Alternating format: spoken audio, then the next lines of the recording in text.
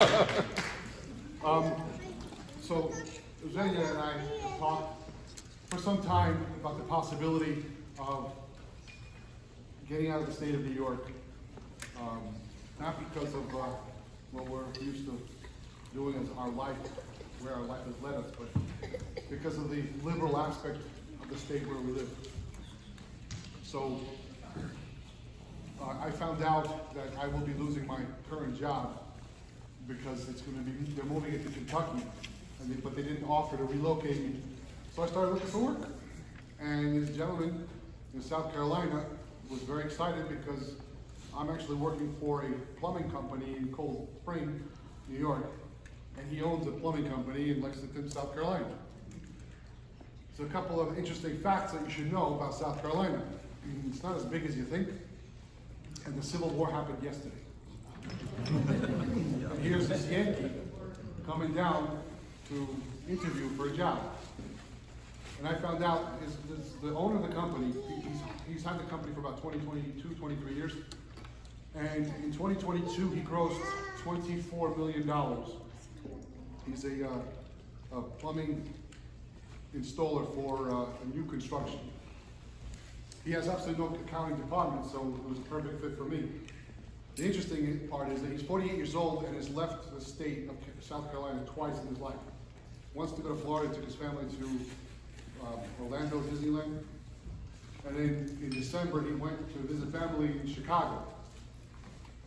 I have a very dear friend who I've known for over 20 years, who was ordained to the diaconate a year after me, and then 2 years later became a priest. And we met in Washington, D.C. at a parish, or I'm sorry, at a clergy conference. And the poor guy actually was just ordained a priest.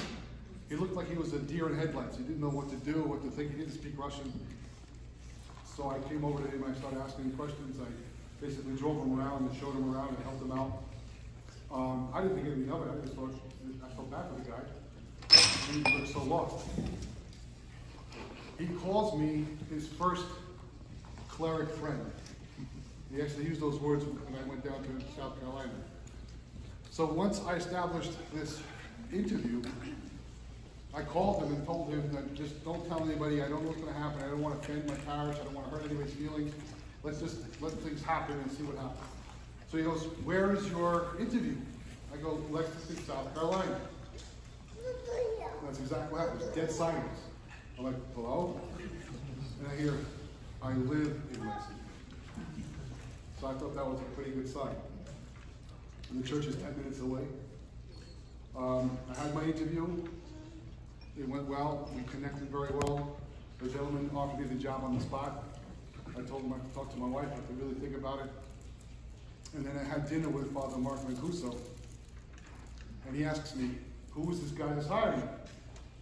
I said, this is a young guy, left the state twice in his life.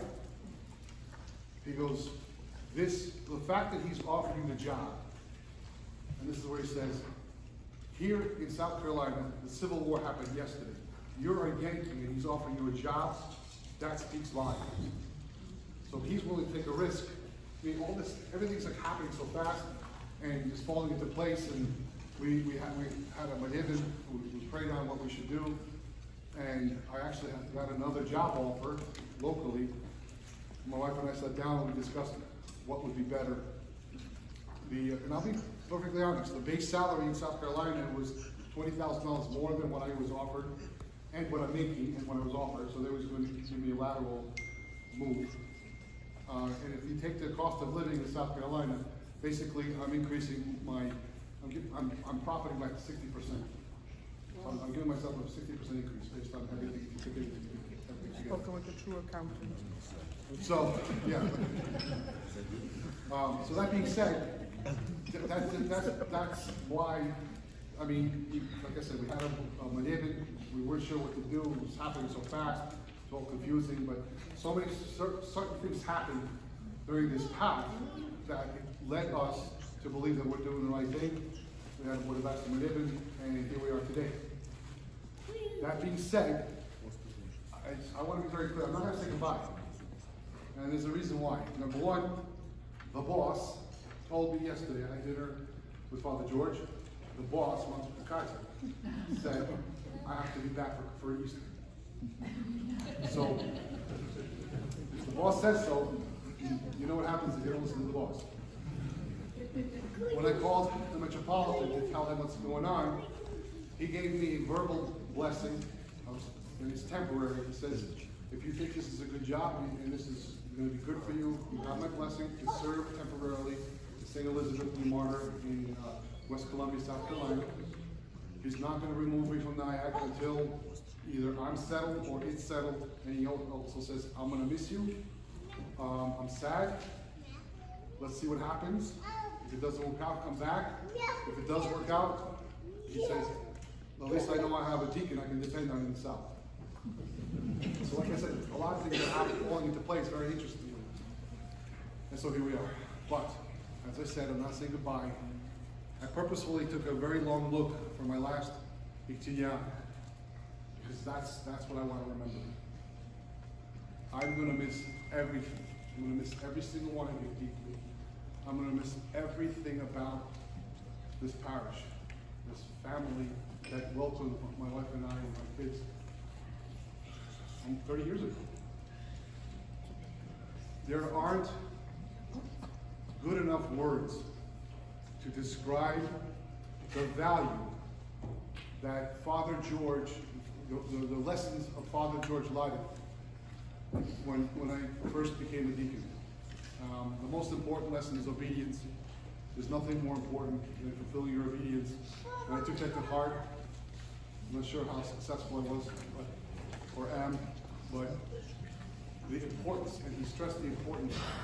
And if I look at the last 25 years, I would say that the last year is the best example of what Father George meant. Because look at how Father George is accepting everything that's happening in his life, how he chose to retire. He's a priest with a mitre and 2 crosses, and happily stands to the side, allows the rector to serve first because that's the rector's job. No complaints, no anything. Just smeding, how do you say smeding? Humility, meekness, accepting everything that God sends, and that's the lesson. That's the lesson throughout our entire lives, and that's the best example in my life for sure. I don't have the words to express how much I love her. She's talking. Master she's making me up. I don't have the words to express how much I love you. Thank you for everything you've done for my family. Easter? A cross? Is that water in here?